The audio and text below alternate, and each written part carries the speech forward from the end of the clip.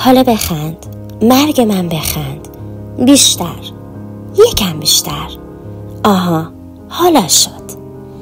این کلمه ها رو وقتی شنیدم که راننده اسنپ داشت با تلفن حرف میزد. حدوداً 45 سال داشت. بعد اینکه تلفن رو قطع کرد بهم گفت ببخشید داداش، شرمنده، دست خودم نیست. خانمم که دلش میگیره اصلا دیوونه میشم.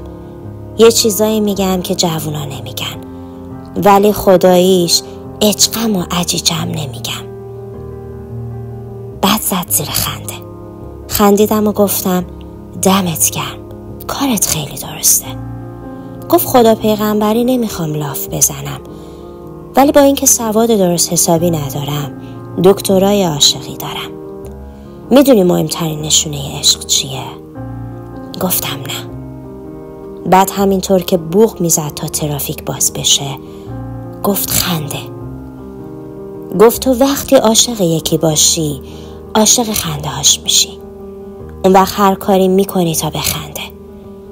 اگه خنده یه نفر قند تو دلت آب نکرد یعنی هیچ حسی بهش نداری.